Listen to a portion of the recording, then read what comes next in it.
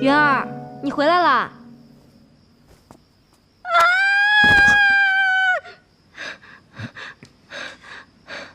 你是？小道天木童，无意冒犯，还请姑娘见谅。天木童，你就是那个神通广大的道士呀？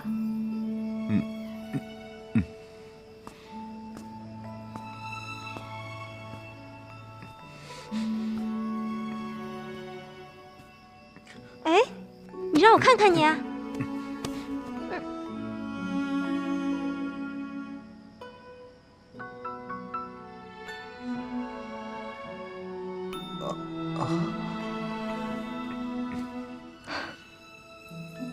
哎，道长，你流鼻血了，我帮你擦擦。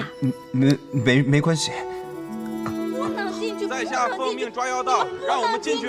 让我们进去！我想你们不能进去！云儿，怎么回事？公主，锦衣卫非要进来抓妖道。是道长以为我被妖孽袭击，专门过来保护我的。你让他们走吧。是公主。哼，你们快点走吧。原来是公主殿下。道长，叫我乐平就好。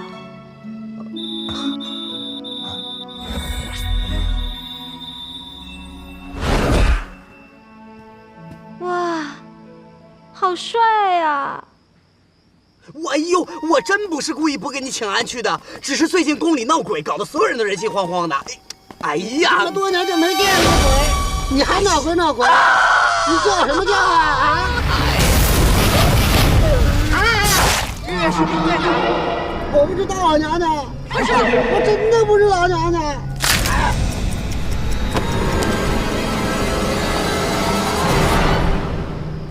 太恐怖了！小蘑菇，你干嘛呢？狗有鬼啊！过来，哪儿有鬼啊？那鬼不就在那儿了吗？哪儿有鬼啊？不是，刚才明明有鬼啊！刚才突然間出现在我面前了，大长手指甲子，大眼珠子，穿一身薄薄的衣服，太吓人了，太恐怖了！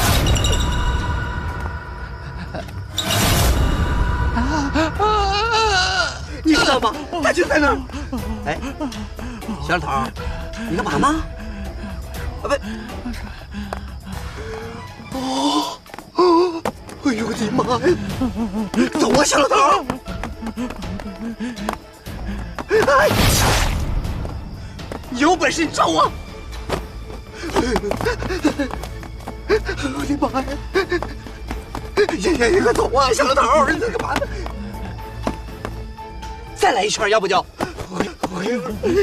太恐怖了，太吓人了！小蘑菇！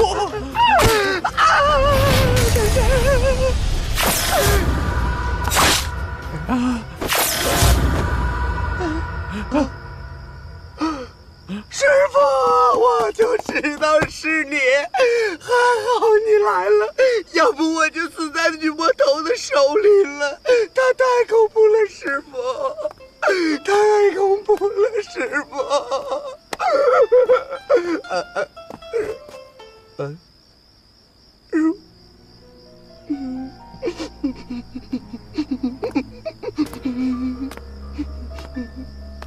陶公公，我掐死你！我让你打我，我让你行。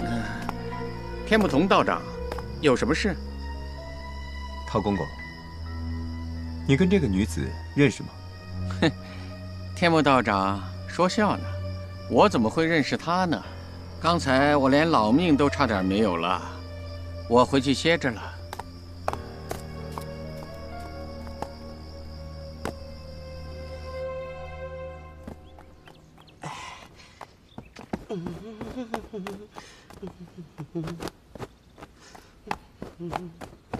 喂啊！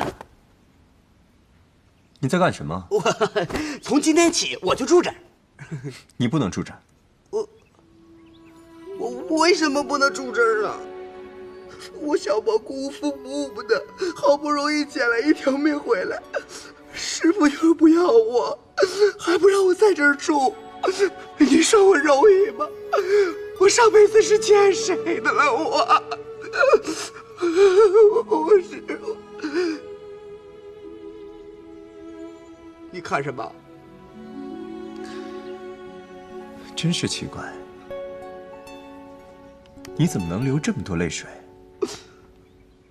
不，因为我伤心吗？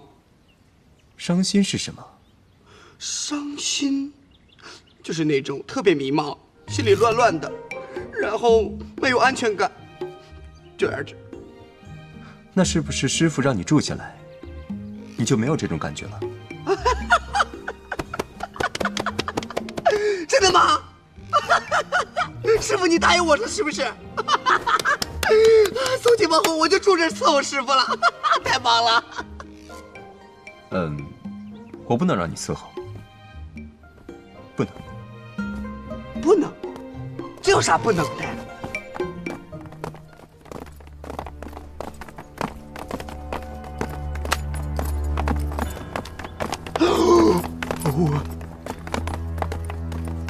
云姑娘，你怎么来了？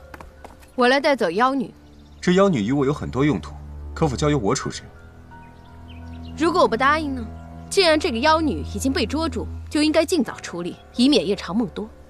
再说了，这本来就是我们锦衣卫的职责，你一个道长，承担不了后果。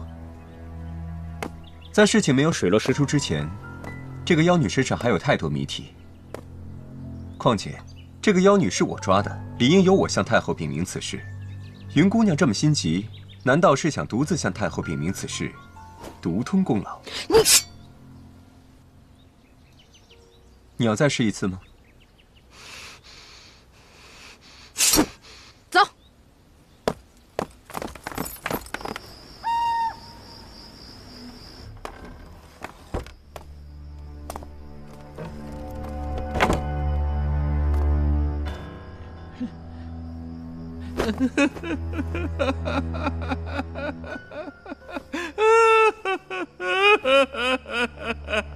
都过去这么多年了，再大的执念你也该放下了，你就入土为安吧。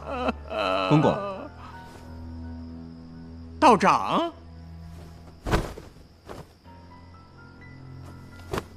这大晚上干嘛去啊？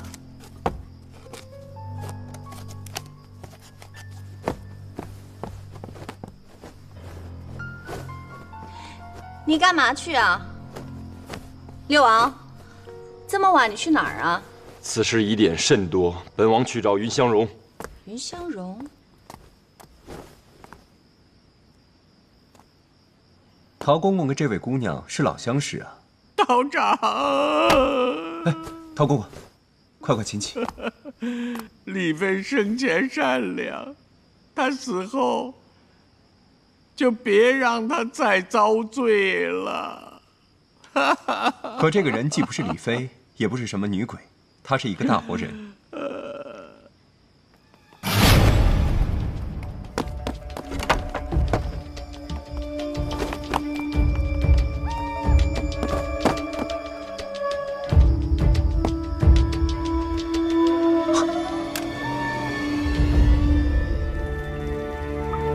主人，属下监视天目童时，得知原来女尸是受人控制的。静观其变。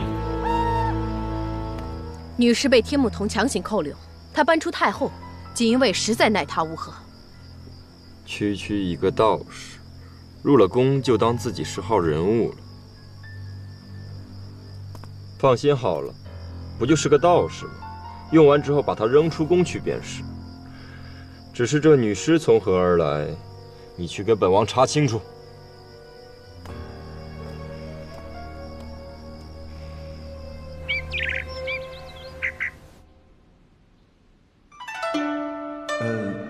小道天目童，无意冒犯。你说，怎么会有这么有风度的人呢？就像一个仙人一样，长得很好看。哎，公主，要不我带您去见见他？去见他，总得找个理由啊。我们就说去看看抓的妖怪呀。好啊。哎，云儿，你看我穿这件好看吗？哎呀，公主，您穿什么啊都好看。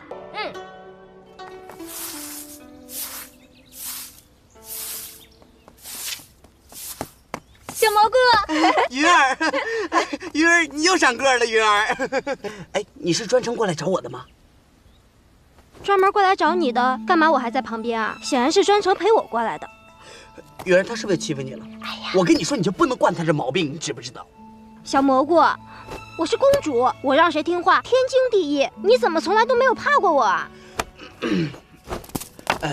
不是公主啊，我觉得呢，作为一个公主呢，一定要平易近人。你得了公主病，你知道吗？你管我是不是公主病，你才是太监病。你再说，我砍你头。好吧，你赢了，赢了，公主，你说吧，找我来什么事儿？道长不在啊？你说道长我师傅不在。道长是你师傅？必然的吗？要不我能跟他住一块儿吗？不想想。那如果有一天我成了你的师娘，我肯定让你师傅把所有的武功都传授给你。我师傅呢，不一定喜欢你这个类型的。我是公主，道长怎么会不喜欢我？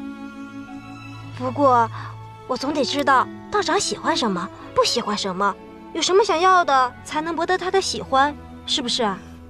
我师傅不吃不喝不拉不睡，一门心思捉妖怪，除了妖怪就是妖怪，他最喜欢的就是妖怪。妖怪？那哪里有妖怪呢？这儿有啊。是吗？那我们去捉一只，送给你师傅怎么样？别，公主，不行，我师傅让我在这就为了看妖怪的，不能看啊，真不能看。那好吧，云儿，我们走吧，这儿没什么好玩的啊，白来一趟。哎，别，云儿，别，公主，公主小心眼啊，没意思啊，这样。这样吧，公主，就看一眼。没问题，就一眼，好不好？看一眼。别乱动啊！我跟你说，就一眼。走，来，云儿。参见母后。你这么着急来找我，有什么事儿啊？天目童声称妖女身上还有秘密，要进一步研究，于是他把妖女和自己关在了一起。哦，有这等事？那你让锦衣卫赶紧把那妖女处置了。天目童说：“这都是您的意思，是您给他的全部权利，锦衣卫也不敢轻举妄动啊。”岂有此理！你快叫天目童过来见我。是。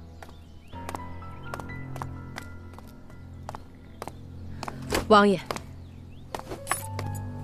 昨天的妖物你可见到是何模样？是个女鬼，面容还算姣好，但具体什么模样，属下实在描述不清。所以，王爷的意思是？说来也怪，为何太后会对此事如此上心？难道这世界上真的有鬼？等明天押送过来时，本王倒要看看这被人捉住的鬼到底是何样貌。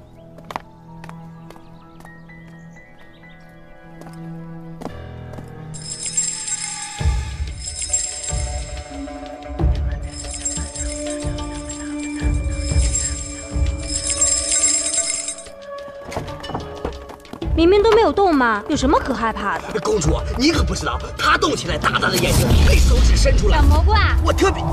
这是什么呀？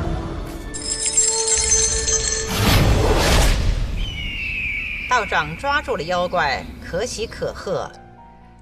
只是为何把妖怪仍旧留在宫中，不让锦衣卫处置呢？那妖女身上疑点重重，我想一探究竟。不必了。既然这桩案子已经了结了，就尽快收案吧。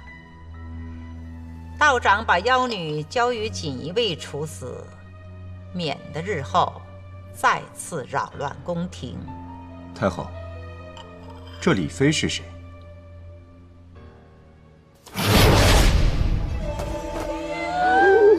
我的妈呀！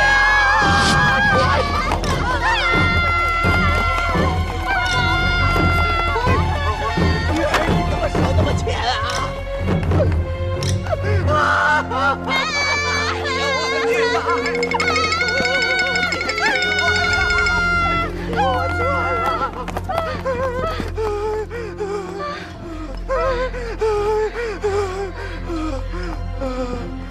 小蘑菇，你手里拿个夜壶干嘛呀？我这个不是啊，我拿它干什么呀？我。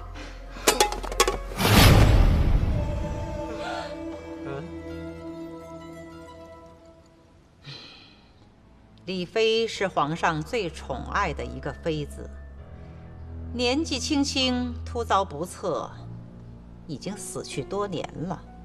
这李妃是怎么死的？一场大病而死。如今宫中人心惶惶，未免再生枝节，还是尽快结案为好。可是那个女人，她根本不是什么魔鬼，是个活人。什么？她是一个有着李妃样貌的年轻女子。这个女人被人控制。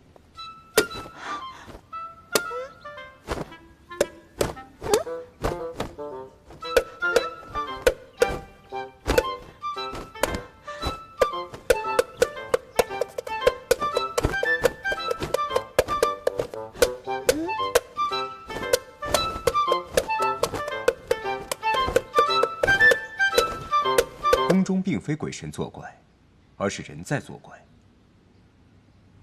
再给你3天的时间，能否找到幕后主使？我尽力而为。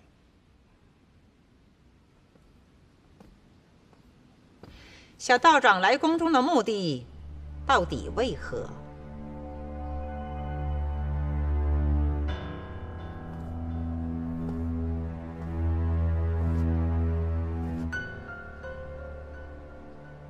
敢问太后，您可知道日月神鼎？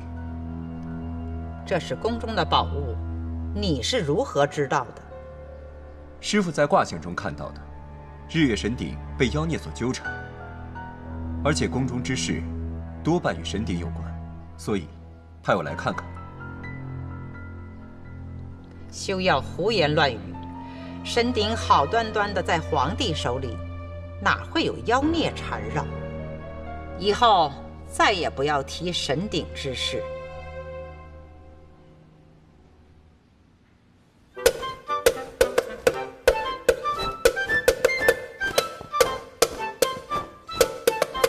小蘑菇，公主，哎，小蘑菇，师傅，我其实我没怎么动它，我你看看吧。道长，公主，这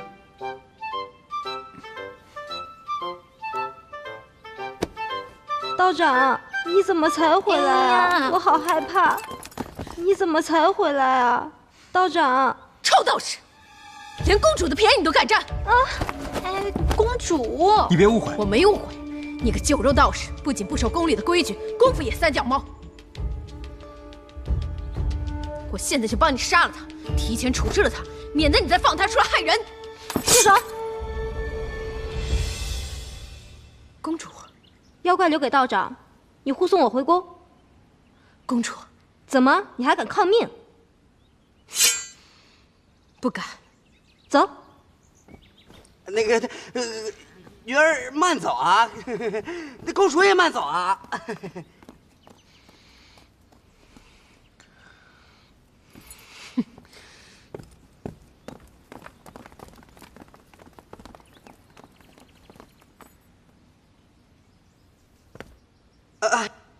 师傅。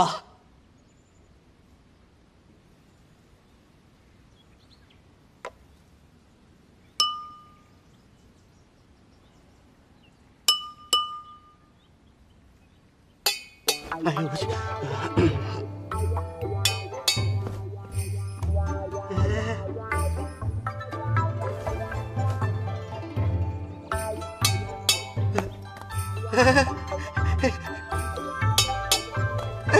这个好玩，这个好玩，这个好，这个好。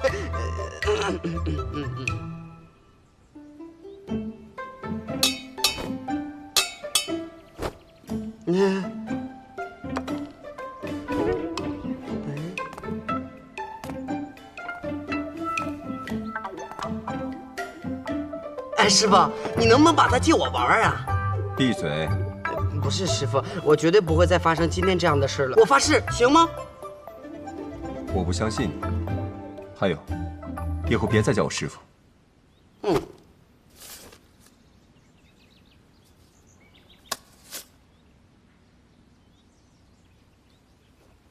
对，我，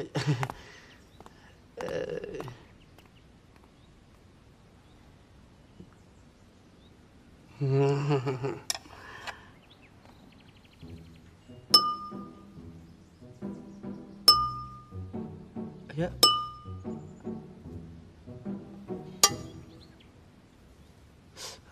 哎呀，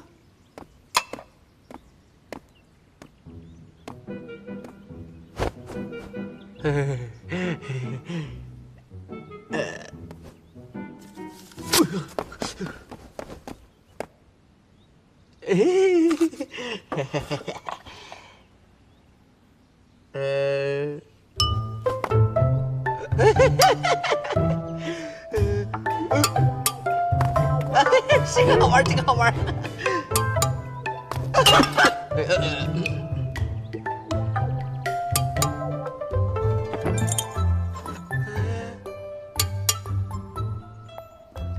哎呀，好玩，好玩，好玩！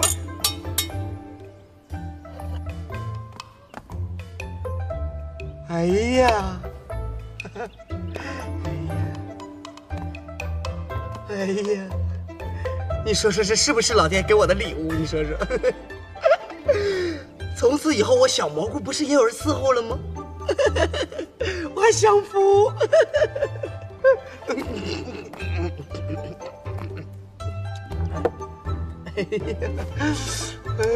你在干嘛？师傅，他刚才跟我玩游戏来着。滚！好的。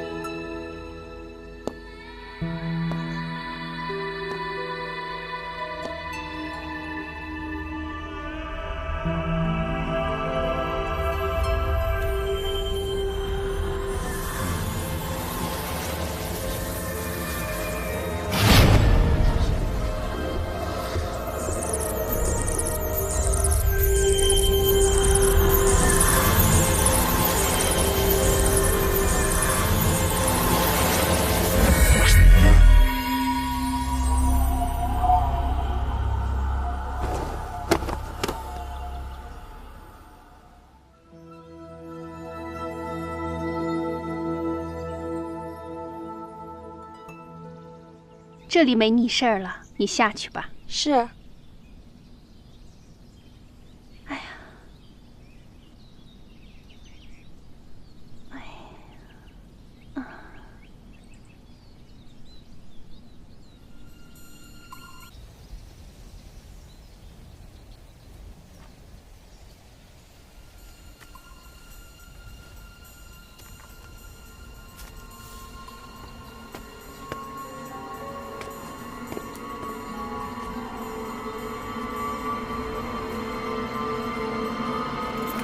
住手！你是谁？为什么要害我性命？快把他给我拿下！是。说是谁指使的你？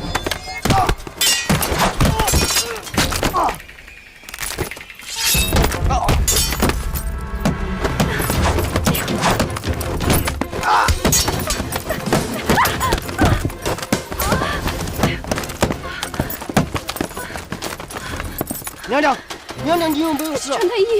是。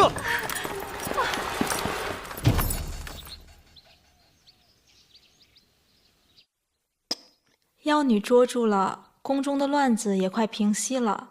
太后这段时间实在是太操劳了。唉，皇帝出征，只能我老婆子来维持局面，也难得你有心来请安。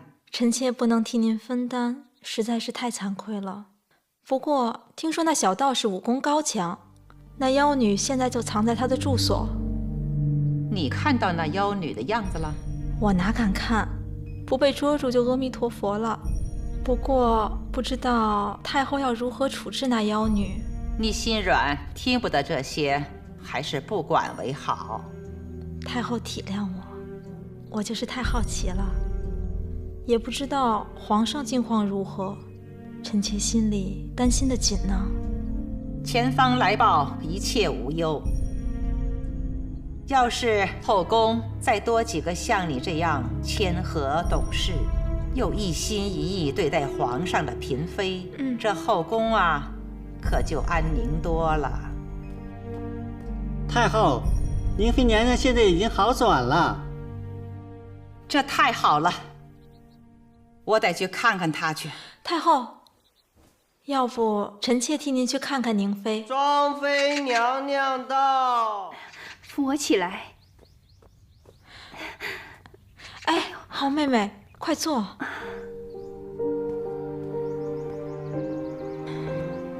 好妹妹，你可好些了？有劳姐姐挂心，要不是腹中有龙种，恐怕也熬不住了。没事就好，这才是福大命大呢。不过这宫中怎么就突然出现了鬼魅，让人不明白。最开始出现在宫中的还能有谁啊？只是不想让我怀上这孩子。你是说皇后？皇上这么多年子嗣担保，除了皇后娘娘的一个乐平公主之外，其他妃子怀孕就要发生意外呢。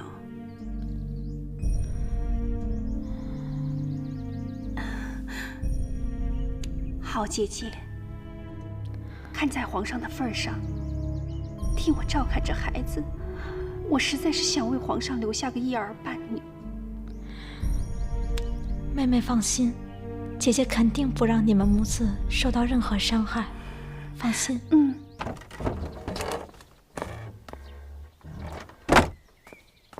小蘑菇，哎，别跑别跑啊！往哪儿跑啊？哎，小蘑菇，这么久不见，也不过来给爷请安了。是啊，你看你脸都吃胖了。你们快走吧，打两下得了。我师父一会儿回来，他脾气暴，我拦不住他。我脾气还暴呢？那你脾气不好，你改改呗。你小子是不是忘了自己带不带把了？来，兄弟们，给他解开！来，给他裤子解开！赶紧看看他有没有，赶紧！来，抓住他！干嘛？解开！叫你飞了！过，赶紧解开！过，给他哎，你们快！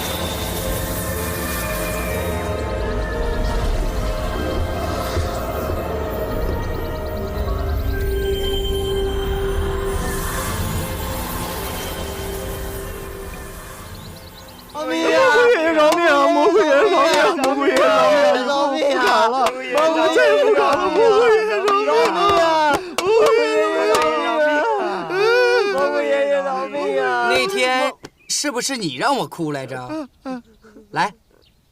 来，哭，梨花带泪的那种哭。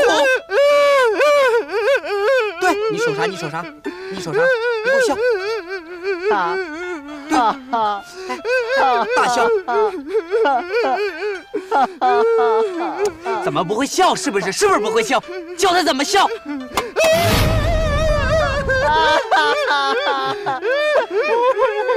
对吗？是吧？悬崖勒马，回头是岸。蘑菇爷爷呢，就饶了你们。这样，刚才不是请安吗？以后每日此时准时来这里向蘑菇爷爷请安，听到了吗？饶命啊！饶命！哎，就这样啊，特别诚恳，特别好，就这样，是不是？饶命啊！谁？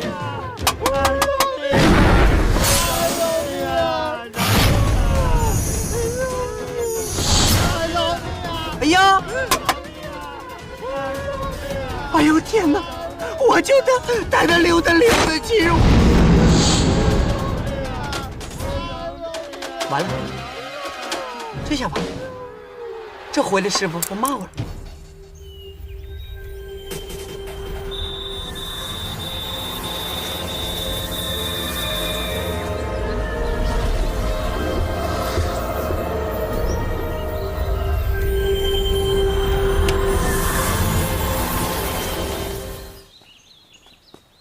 今天叫你们来呀，是满足你们一个迷思。前段时候宫中不得安宁，现在终于平息了。我知道你们好奇，这个妖怪到底是什么来头，为什么凭空出现？太后，妖怪抓住就得了，咱们呐可一点也不感兴趣。如果我说根本就没有妖怪，是有人做出来的妖怪，而且还是长得像去世的李妃模样的妖怪，你们也不好奇这背后到底隐藏着什么？长得像又怎么样？这人呐，死了就是死了，难道还对他念念不忘？庄妃，你说说。有人利用像李妃的傀儡出来生事，到底有何目的呀？臣妾认为，用逝者的身份来扰乱现在，其心可诛。哼，好一个其心可诛！快，保护太后！护驾！快护驾！保护太后！袁大人，那个女妖就是小蘑菇放走的。师傅，不是我师傅。滚！是一个白衣女子带走的。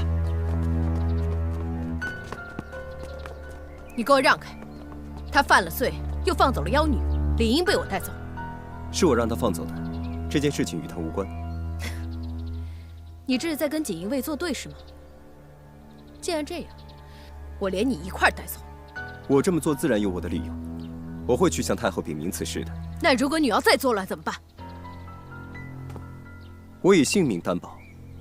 女妖不但不会作乱，而且这件事情不日就会水落石出。不好！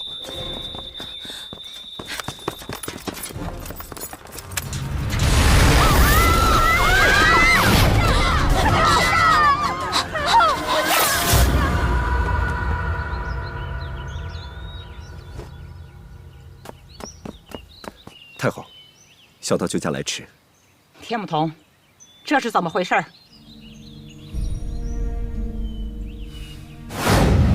妖怪是你放出来的，你看管不力，惊扰太后，该当何罪？太后恕罪，在下如今已经找到了查出幕后之人的办法，恳请太后让我戴罪立功，隔日公开审问傀儡，查出凶手。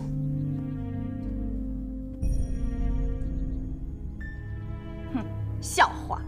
你刚才也看到了，傀儡女妖如同行尸走肉，你如何审问？太后，天目同之言纯粹无稽之谈，您啊不能再相信他了。皇后请放心，我有十足的把握。如果此次我失败的话，甘愿受罚。好歹也是道长及时赶到，老身也算被道长救了一命。我可以再给你一次机会。多谢太后。不过这也是最后一次机会。若再没有把握好，道长，你就自求多福吧。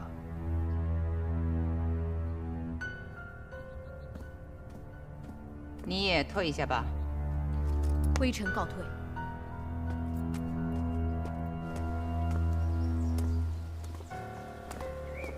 天不同，既然这人不是你放的，你为什么不说实话？说了又有什么用呢？只会连累一些无辜的人。况且，确实是我看管不力。妇人之仁。云姑娘也是有恻隐之心的人，如果你站在我的立场，你也会这么做的。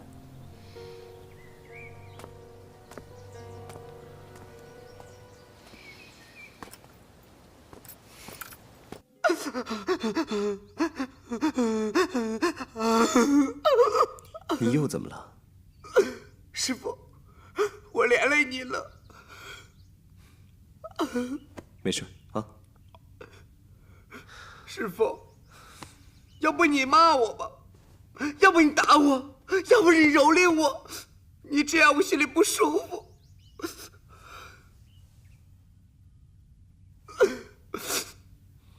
师傅，你说明天要是审不出来，怎么办呢？你说，要不我们私奔吧，行吗？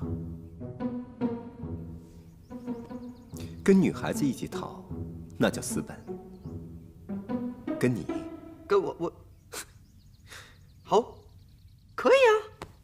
那我就明天跟你一起死，反正能和你死在一块儿，我也是很开心的。嗯，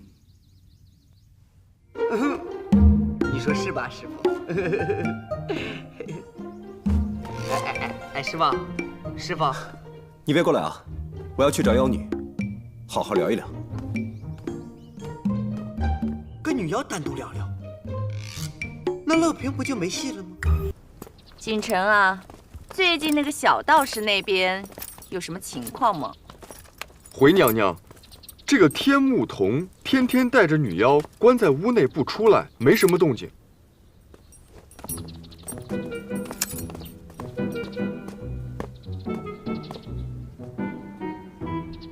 刚刚那个是不是现在经常跟小道士身边的小太监？回娘娘，是的，这个小太监叫小蘑菇，他平日里是油头滑脑，可是自从跟了那个道士以后，突然整个人都变了，到处飞扬跋扈。哼，这也难怪嘛！现在小道士得势，跟班的还不跟着哗众取宠啊？你把他给我叫过来，搓搓他的锐气。这皇宫可不是一个小道士就能搅和的，顺便了解了解道士的情况。是。小蘑菇，你给我站住！娘娘驾到。皇后娘娘，听说你最近跟天目道长走得很近啊？并没有，娘娘，您令我最近。哼。那天目道长最近对妖女的案子有研究出什么方法没？哦，我师傅啊，他把这个案子已经还那样。哼，那看来天目道长的道法也不是那么强嘛。嘿，皇后娘娘，话可不能这么说，我师傅可厉害了，他已经把那个妖女给也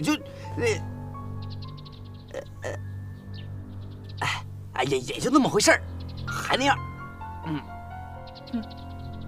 好吧，你下去吧，没事儿。哎，我走了啊。娘娘，就这么让他走了？哼，那小道士肯定琢磨出些什么，不过肯定也没告诉这个小太监。放就放了，以后多盯着他点儿。是。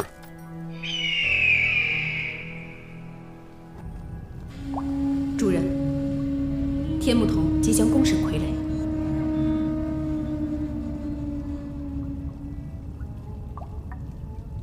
静观其变。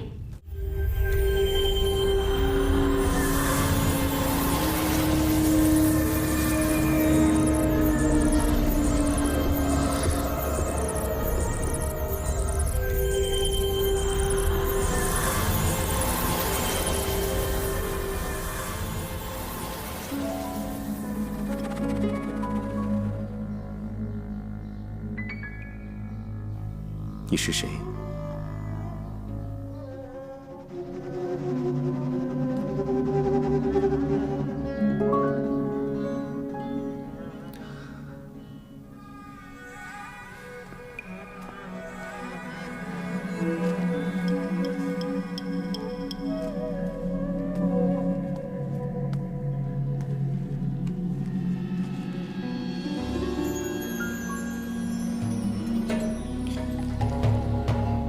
怎么会连字都不认识呢？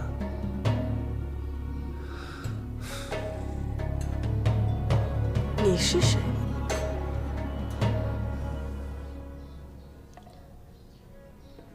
我为什么会在这儿？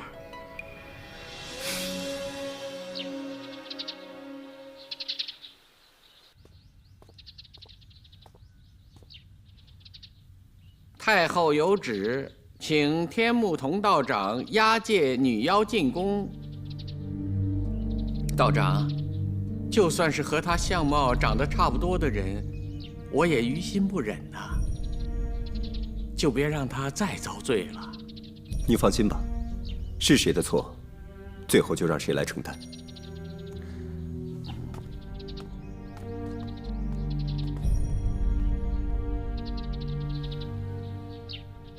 道长平息了后宫之乱，值得嘉奖。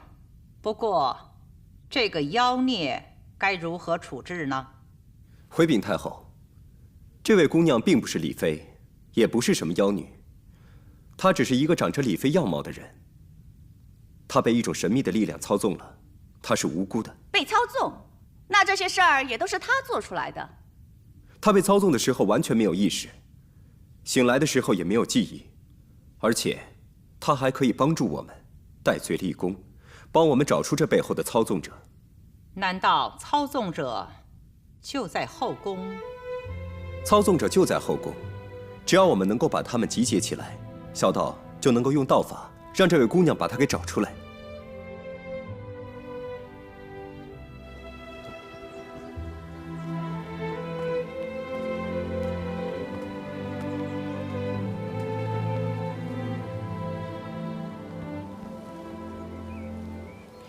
公主，万一被人发现了怎么办？皇后娘娘可不准你出门。有天目道长在，我才不怕。小道长，可以开始了。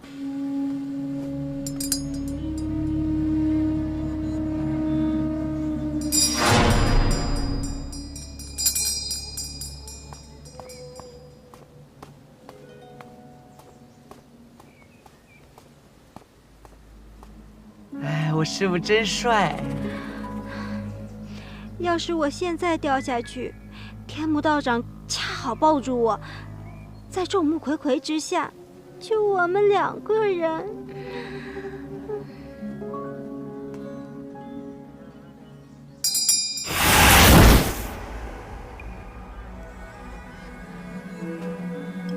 大家看这位妖女，她并没有任何意识，待会儿她就会自动走向各位，大家不要害怕。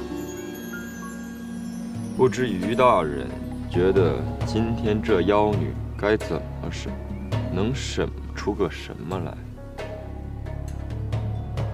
这就要看小道长的法力有多高深了。咱们还是静观其变的好。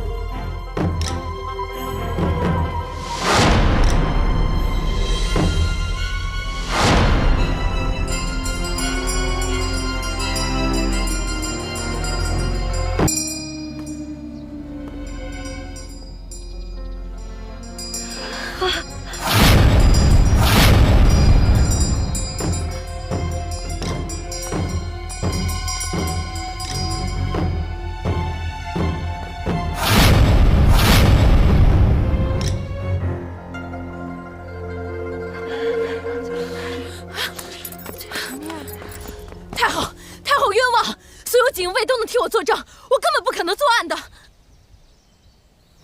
太后，云姑娘并不是什么凶手。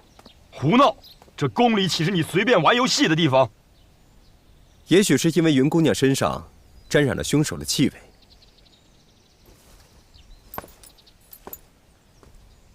这样还有点女人的样子。你给我等着！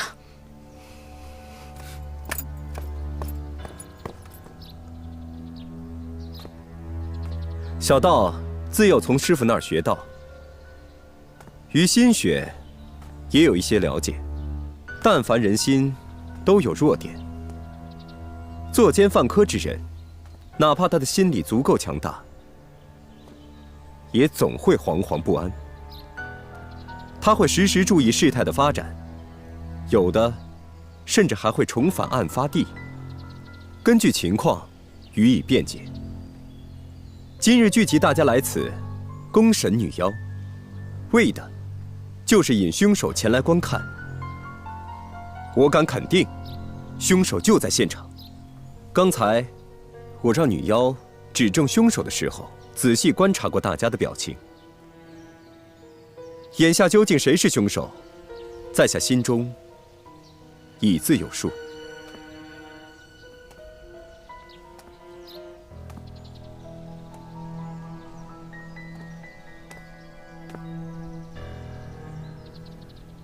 庄妃娘娘，请你站到傀儡女妖的身边去。天不通，你好大胆！娘娘岂是你能随便指使的？可庄妃娘娘如果是幕后的真凶呢？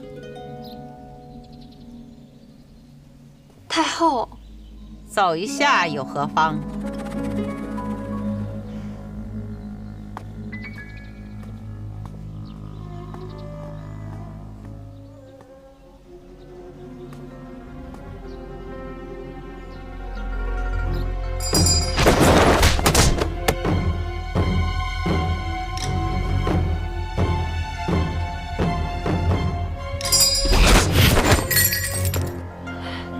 什么呀？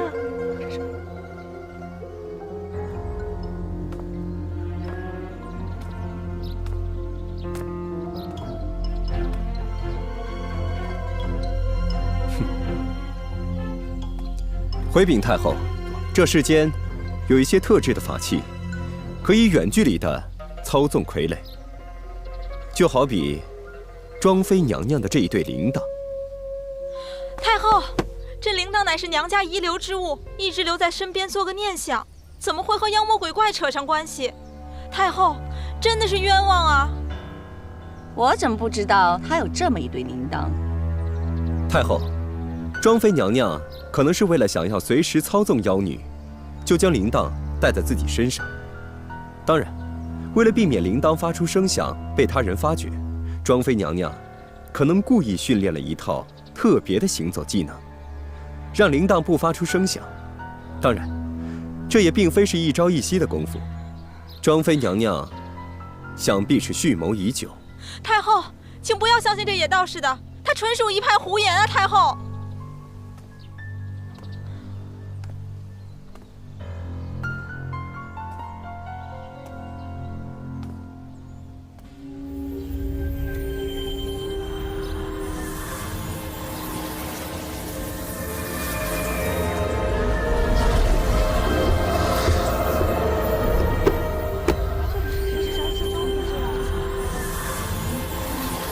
大家请看，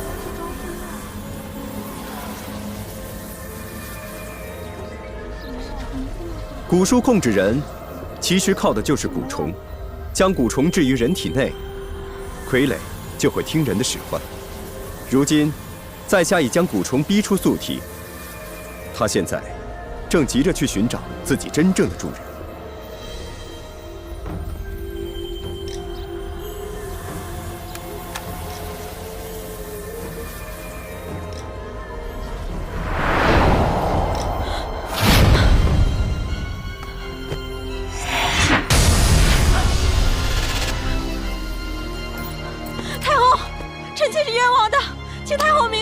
现了妖术，现在你还有何狡辩？臣妾实在有难言之隐，恳请您请皇上回来再做定夺。放肆！你还敢提皇上？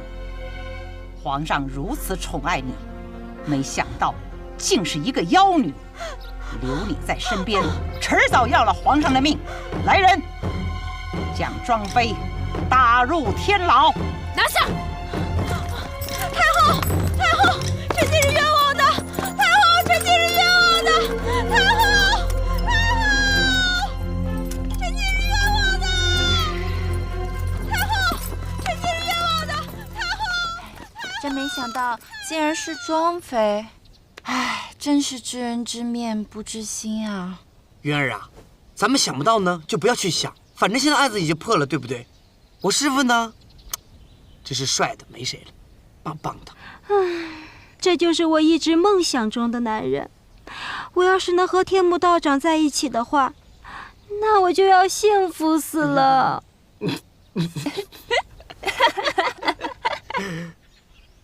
我师傅就在中间这么一站，掐诀念咒，那是镇定自若，气定神闲，那场面相当勇猛。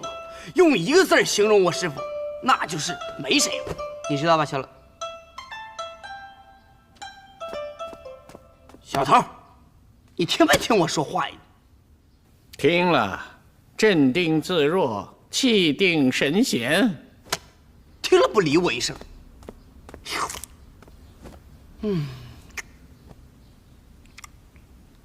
小老头，你说，我这么天天师傅的叫他什么时候才能收我为徒呢？哪怕就教我一点点法术，一点点也是可以的嘛。哎呀，学什么法术啊？做个普通人多好。不好，我小蘑菇生下来就注定我不普通。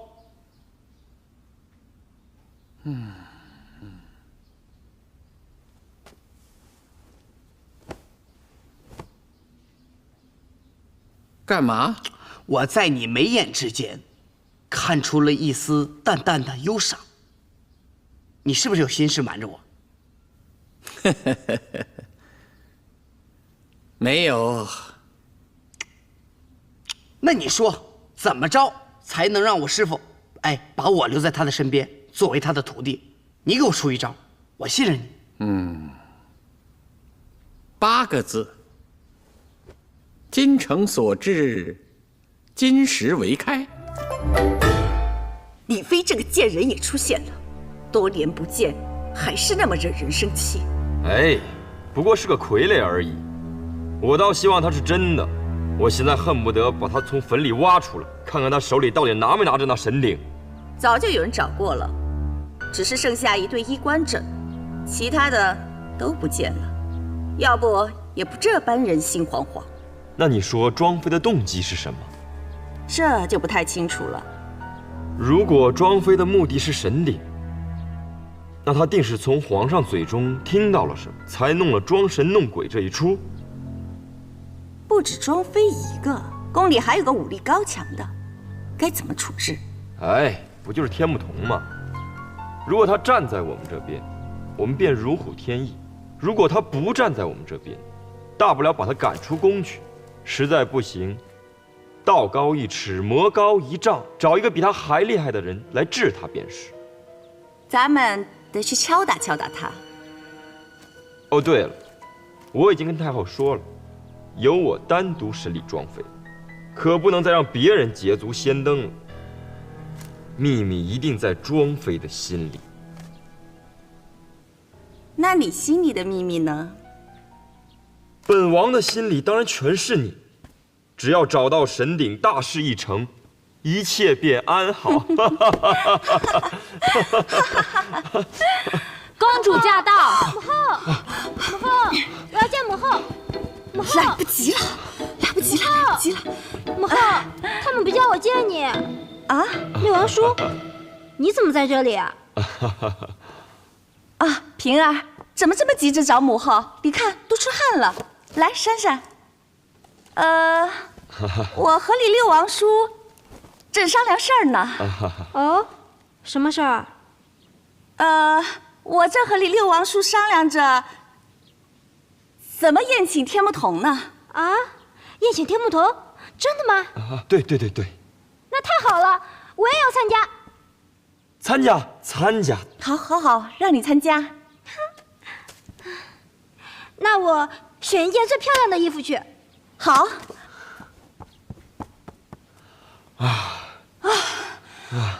吓死我了！本王的心都快跳出来了。师傅，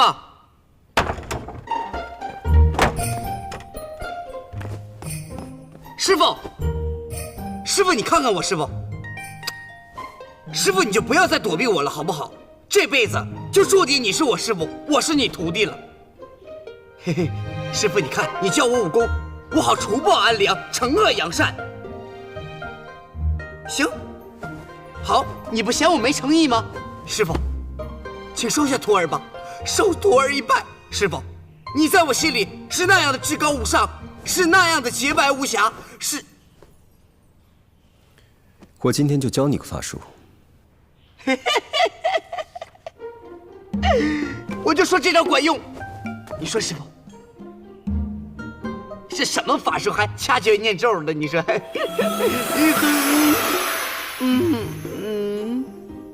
你现在终于不能说话了。这个法术会让你在1个时辰里不能说话。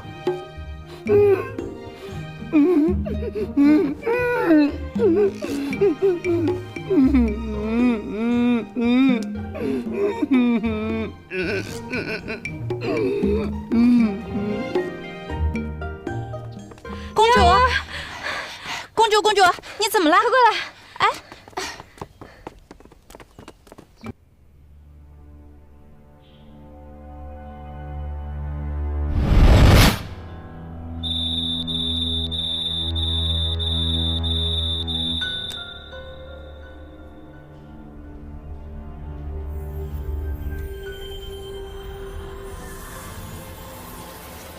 奇怪，为何这宫中的妖气迟迟不散？时辰已到，有请天目童道长赴宴。知道了。你说这件好看吗？还是我身上这件？这件是不是喜庆一点？到底哪件好看呀？哎呀，公主，我都跟您说了多少遍了，您穿哪件都好看。可是你那么说，我就更不知道穿哪件了。哎呀，公主啊，就是去吃个饭，您至于吗？哼，至于，当然至于。这可是我跟天目童第一次近距离接触。唉，这个天目童真不知道修了几辈子的福气。哈哈哈，平儿今天穿的真漂亮啊，一看就是为贵宾打扮了一番。六王叔，道长是我们的救命恩人，是英雄。我作为公主，理应款待英雄。来，那我们共同敬英雄一杯吧。好，修道之人，不沾酒水。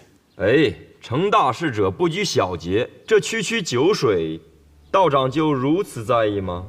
多谢六王爷好意。恕难聪明。既是如此，我们便以水代酒，敬道长。多谢。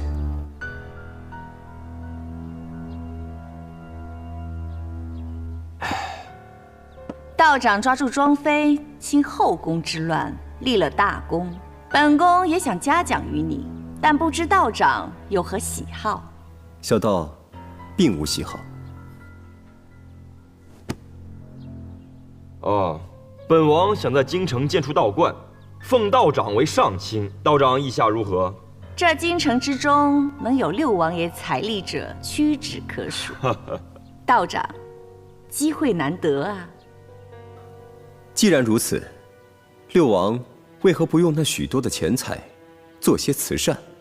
如此大兴土木，劳民伤财，恐有天谴。在下修道之人，清心寡欲，于此名利，并无兴趣。道长说笑了，我们只是仰慕道长高超法力。今日道长如此超凡脱俗，更是让我们敬佩。母后，我就说了，天目道长不一样吧？道长果然与众不同。不过有一句话，本王要跟道长讲明，这宫里可不是好待的，要想长久立足，还需要有人扶持。道长，六王爷将心比明月，你应该看得出来。小道自然看得出，六王和皇后娘娘就是相互扶持。看来道长是不打算跟我等推心置腹了。多谢六王爷美意，小道乃是方外之人，还请见谅。六王叔，就算要推心置腹，也要肚子饱了再说嘛。你们一个劲儿的说话，这菜都凉了。对，先用膳，其余之事再议。那起快吧。贫道还有些事情，先告辞了。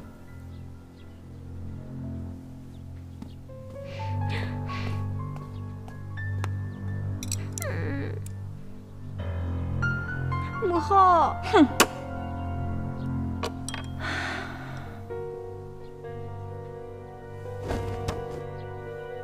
不识好歹。这个天目童软硬不吃，而且似乎看出我们的事，该怎么办呢？此人绝不可留，否则必坏我们大事。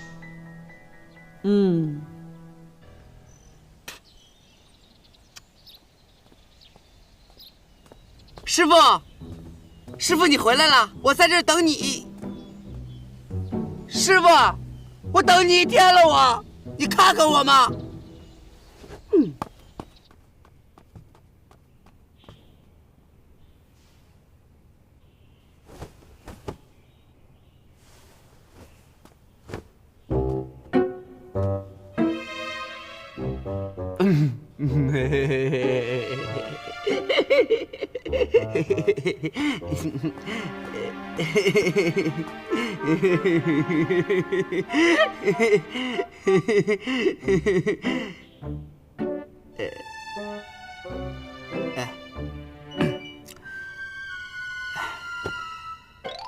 师傅，我知道，你封我的嘴呢，并不是讨厌我，而是在考验我小蘑菇的耐力和定力。像你们这样的仙人，做什么事儿都异于寻常的，我都懂，我都明白，我懂。那你知道我要做什么吗？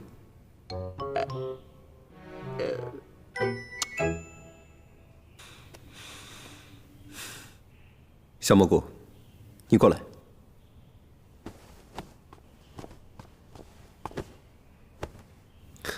我问你啊，庄妃是一个什么样的人？庄，我可以说话吗？庄妃，她不是被你揭穿了吗？她是坏人。我是说她以前是一个什么样的人？之前庄妃挺好的，对我也很好，对大家都很好，方方面面的都不错。庄妃，你还有什么好说的吗？我是被冤枉的。冤枉？那么多双眼睛都看到了，我劝你还是招了吧，以免受皮肉之苦。我要见太后。看来不用刑是搬不开你的嘴。用刑。王爷，他毕竟……怎么下不了手？我……程志远，好好伺候，这可是你最拿手。是。等他招了再叫本王。王爷。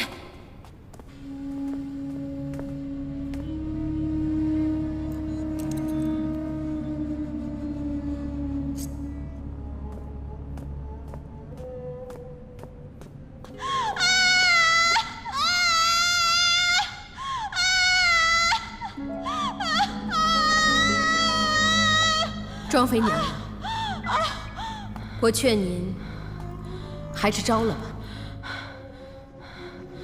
我是冤枉的。